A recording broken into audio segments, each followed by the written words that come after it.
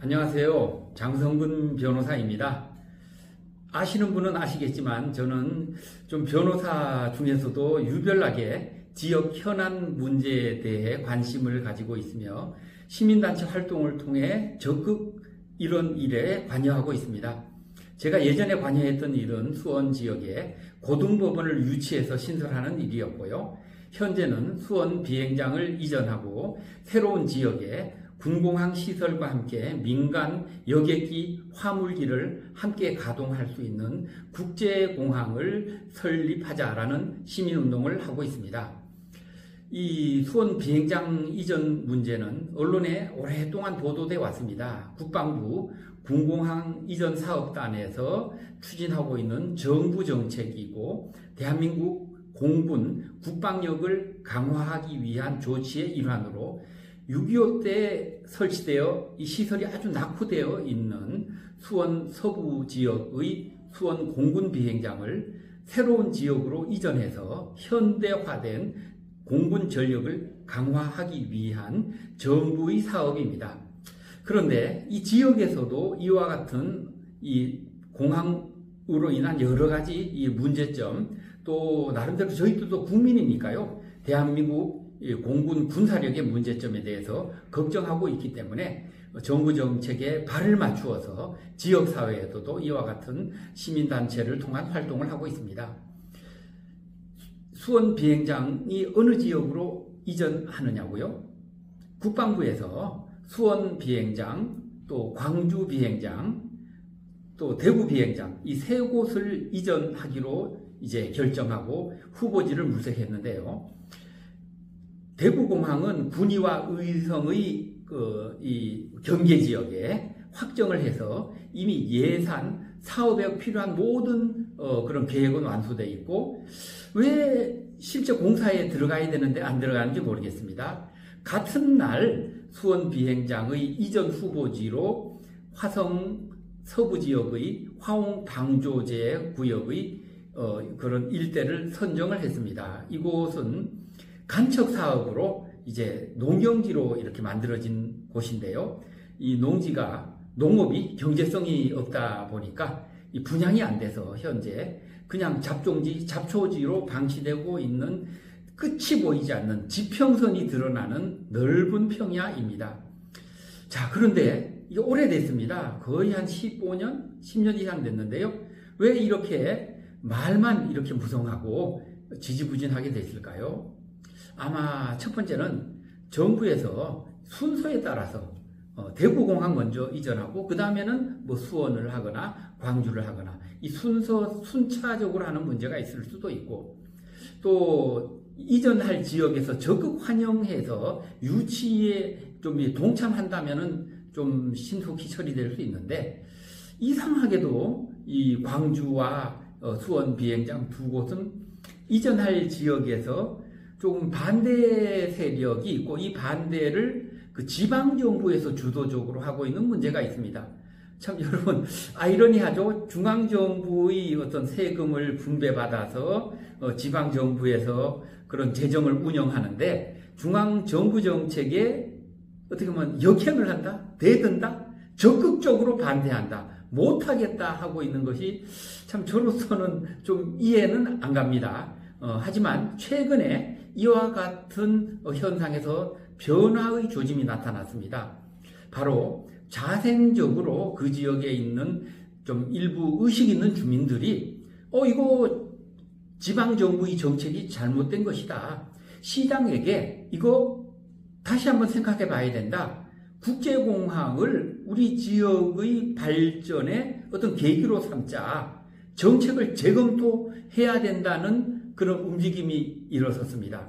언론에 보도된 바에 의하면 화성시청 앞에서 주민들이 집회 신고를 하고 이와 같은 행동을 공식화했습니다. 제가 알기로는 화성시청 앞에서 이와 같이 집단 민원으로 화성에 국제공항을 유치하자. 국제공항을 유치하게 되면 화성 지역 발전에 이러이러이러한 점이 좋다. 화성에 이러이러한 문제점이 있는데 이러한 문제점을 일거에 해결할 수 있는 방법은 바로 국제공항을 유치하는 것이다.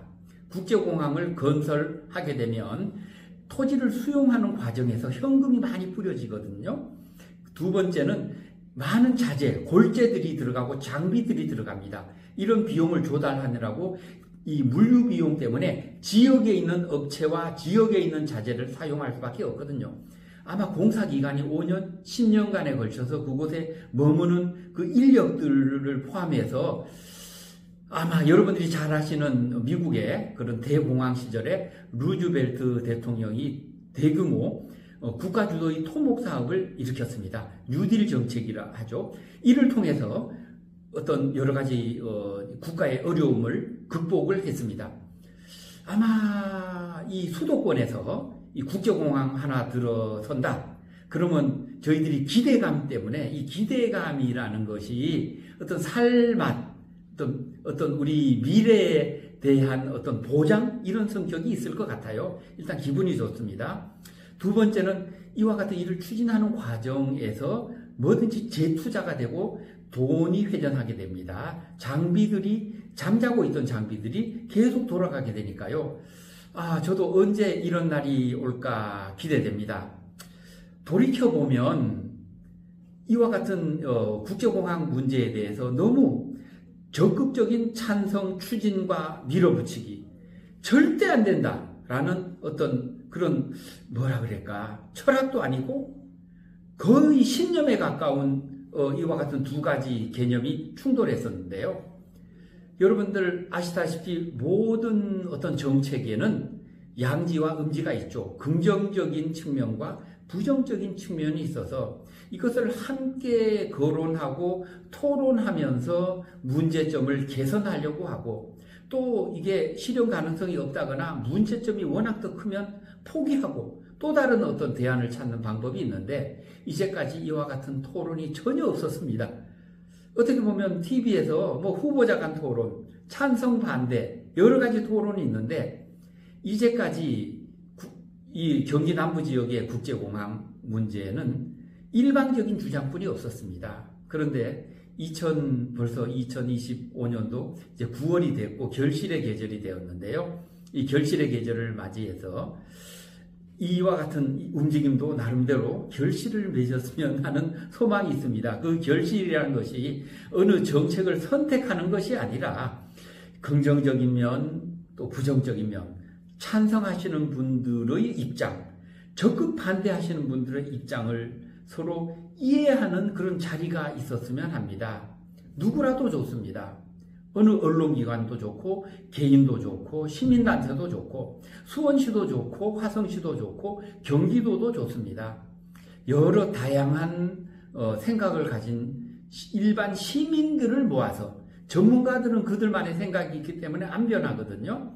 또 본인이 이제까지 쌓아온 업적, 실적, 논문들이 있기 때문에 쉽게 안 바뀝니다. 일반 시민들을 대상으로 시민들이 발표를 하고 시민들이 토론장, 청중석에서 손들고 얘기를 하면서 뭐 며칠이 걸리더라도 또는 몇 번을 하더라도 이런 난상 토론을 하고 이와 같이 토론에 있었던 여러 가지 그런 내용들을 잘 추려서 좀 책자화하거나 아니면 뭐 콘텐츠로 만들어서 우리 지역의 많은 사람들이 좀 이렇게 관심을 가지고 지켜보고 또 각자의 의견을 모아서 이제 내년 6월 3일이면 지방선거가 있습니다. 경기도지사 선거나 뭐 각 시장 군수 선거가 있는데요. 그때 이제 유권자들의 기본적인 생각, 뜻이 어떤지를 출마하려는 사람들이 반영해가지고 정책을 개발하고 이것을 공약화, 슬로건화해서 좀 이제까지 뭐라 그럴까? 희망 고문이었다? 아니면 기대를 가졌다? 다소 또 불확실했던 것을 좀 더 확실히 하는 계기가 되었으면 어떨까 하고 이 결실의 계절의 8월에 또 이와 같이 변호사가 본업과는 관계가 없는 이 국제공항 이슈에 대해서 여러분과 의견을 나눠봤습니다. 또 국제공항이라 하시는 분이 있는데요. 엄연한 국정과제입니다. 이번에 취임한 대통령의 국정과제에 있어서도 국방력 강화, 그중에 공군의 전투력 강화, 이 대한민국 공군의 최전방 기지, 예전에 이웅평 북한군 조종사가 귀순해서 착륙했던 곳입니다. 도심의 아파트 숲에 폭 들어가 있습니다.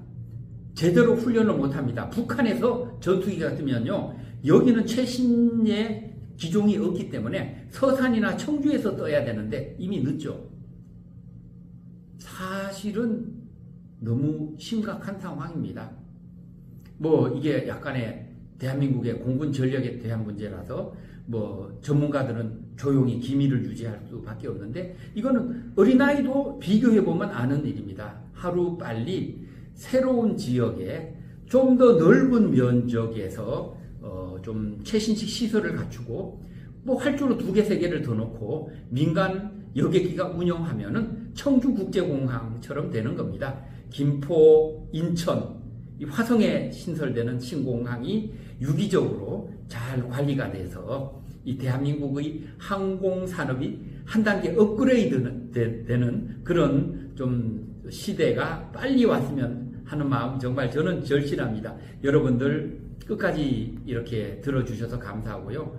공감하시면 조금 더 뉴스를 좀 검색하시고 주변에 이와 같은 취지, 뜻을 적극 좀 알려주셨으면 감사하겠습니다. 잘 부탁드리겠습니다.